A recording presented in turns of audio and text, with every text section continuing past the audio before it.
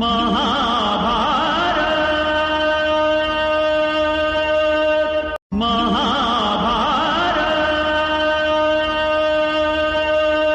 महाभारत।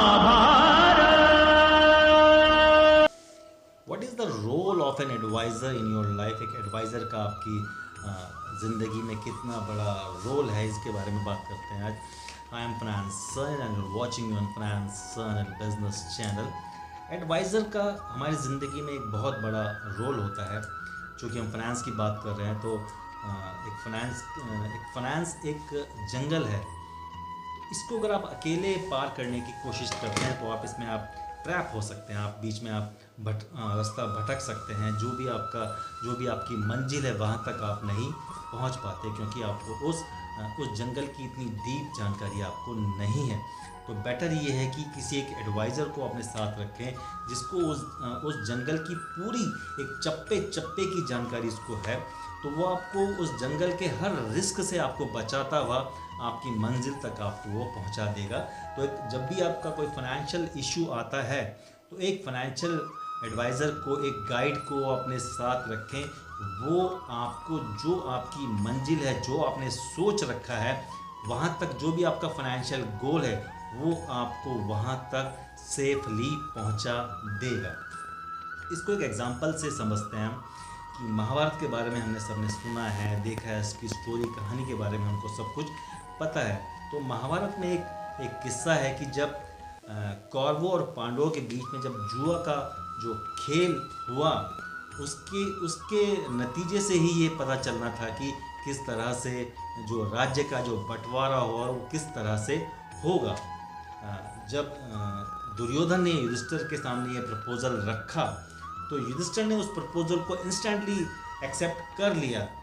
युधिष्ठिर के बारे में ये कहा जाता है कि बेशक उनमें सारी अच्छाइयाँ थी, लेकिन जो सबसे बड़ी जो कमी थी, जो बुराई थी, वो ये थी कि वो एक जुआरी था। उस टाइम का वो सबसे बड़ा जुआरी था। उसके मुकाबले जो जुआ का जो खेल था उसके बारे में किसी को इतनी ज़्यादा जानकारी नहीं थी। तो वो युधिष्ठिर को अपने खेल पर, अपने इस हुनर पर काफ़ी ओवर कॉन्फिडेंस था। क्योंकि दुर्योधन को इस खेल की इतनी ज़्यादा जानकारी नहीं थी, उसने अपने साथ एक एडवाइज़र, शकुनी मामा को अपना एडवाइज़र रखा। अच्छा है, बुरा है, चाहे जैसा भी है, उसने अपने एक एडवाइज़र को अपने साथ रखा।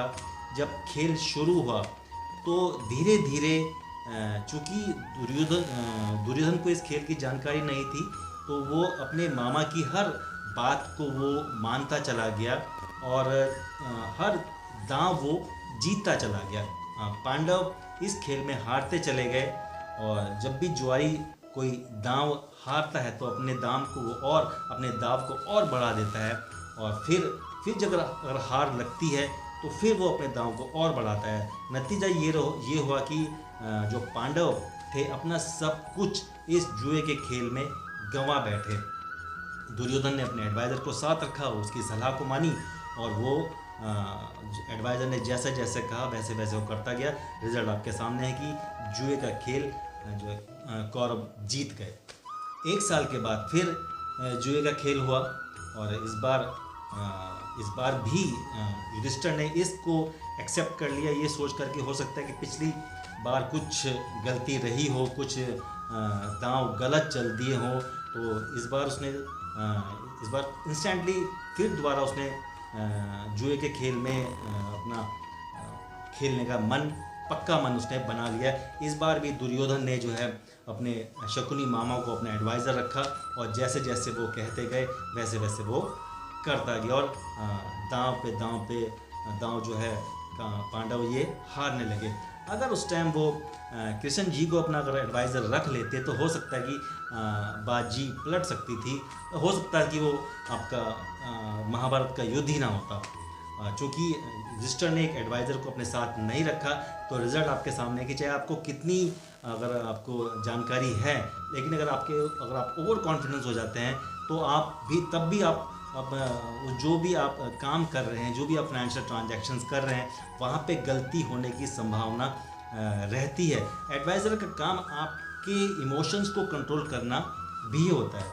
तो महाभारत से ही एक और किस्सा ले लेते हैं। जब कौरव और पांडव दोनों आमने सामने खड़े थे और दुर्योधन कृष्ण जी के पास आए, उनको बोले कि आप हमारी तरफ से आप युद्ध लड़िए, आप हमारी तरफ शामिल हो जाइए। तो कृष्ण जी ने बोला कि मैं तो युद्ध लड़ूंगा नहीं, हो आप चाहो तो मेरी आप नारायणी सेना अपने पास रख सकते हैं। उस टाइम जो है नारायणी सेना उस टाइम एक ऐसी सेना मानी जाती थी कि उसको कोई भी नहीं हरा सकता था। तो दुर्योधन जो नारायणी सेना पाकर बड़ा प्रसन्न हुआ और अर्जुन और कृष्ण, अब अर्जुन के साथ कृष्ण जी थे। चूँकि अर्जुन जो है अपने सामने अपने जो भीष्म पितामह द्रोणाचार्य अपने सगे संबंधियों को देखकर उनके मन में जो ये आया कि किस तरह से मैं युद्ध लड़ूंगा, तो वो इमोशनली काफ़ी वो वीक हो गए। और इस time Krishna ji as an adviser उनके लाइफ में आए और उनके जो कॉन्फिडेंस का जो लेवल था वो बहुत ही गिर चुका था। किस तरह से उन्होंने गीता के उपदेश देकर उनको समझाया, किस तरह से उन्होंने उनके जो कॉन्फिडेंस था उसको बूस्ट अप किया और उनको प्रिपेयर किया कि आपको ये युद्ध लड़ना ही है। रिजल्ट आपके सामने है कि किस तरह से कौरव और पांडवों के बीच में जो युद्ध हुआ उनमें पांडवों की जीत हुई, क्योंकि इस टाइम जो युद्ध जो था वो कृष्ण जी की एडवाइजरी में चल रहा था। अगर नारायणी सेना की बात हम करें तो नारायणी सेना को यहाँ पे हम पोर्टफोलियो मान सकते हैं कि दुर्योधन ने पोर्टफोलियो को चुना, लेकिन एडवाइज़र उसके साथ नहीं था। इसीलिए जो युद्ध था, महाभारत का जो युद्ध था, उसमें पांडवों को जीत मिली और आपको कौरवों को इसमें हार मिली। तो यहाँ से हमें पता चलता है कि एडवाइज़र किस तरह से एक बिग रोल आपकी फाइनेंशियल ट्रांजैक्शंस में वो अदा करता है।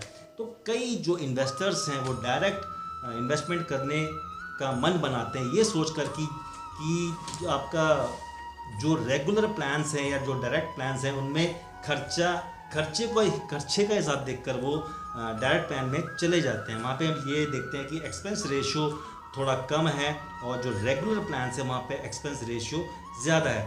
तो जो रेगुलर प्लान्स हैं उसमें आपको एक एडवाइज़र आपके साथ रहता है, वो आपके इमोशंस को वो आपको कंट्रोल करता है, वो आपका एक ऐसा पोर्टफोलियो प्रिपेयर करके आपको देता है कि आपका जो भी आपने गोल डिसाइड कर रखा है वहाँ पे आपको वो पहुँचा कर ही रहेगा।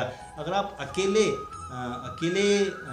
बिना किसी सलाह के अगर आप कुछ भी ट्रांजैक्शंस करते हैं तो आप वहाँ जो भी आपने सोच रखा है वहाँ तक आप पहुँच ही नहीं पाएंगे। क्योंकि अगर आप कुछ स्टॉक अगर आप चुनना भी चाह रहे हैं कि आपको लगा कि हाँ ये रिलायंस का जो शेयर है मेरे को ये लेना चाहिए, अगर आप सेकंड ओपिनियन अगर आप ले लेते हैं और आपका एडवाइज़र बोलता है कि हाँ ये इस शेयर को लेने का एक सही टाइम है, अगर दोनों की राय अगर सेम हो जाती है और आप वो स्टॉक पकड़ लेते हैं तो आपका जो कॉन्फिडेंस लेवल है वो काफ़ी बढ़ जाएगा। कहने का मतलब ये है कि डायरेक्ट प्लान में आप तभी जाएं जब आप पूरी तरह से एक्सपर्ट हैं। अगर आप फाइनेंशियल ट्रांजैक्शंस में, चूँकि आपका प्रोफेशन कुछ और हो सकता है, मेरा प्रोफेशन फाइनेंशियल फील्ड का है, मैं आपके प्रोफेशनल में आपका एक्सपर्ट नहीं हो सकता, ना आप मेरे फील्ड में एक्सपर्ट हो सकते हैं। दुनिया में कोई भी आदमी मल्टीपल एक्सपर्ट नहीं हो सकता है। हाँ, ऊपरी जानकारी है हम रखते हैं। तो जब भी आप फाइनेंशियल ट्रांजैक्शंस की बात करें तो अपने एक फाइनेंशियल एडवाइज़र को साथ रखें। Thank you.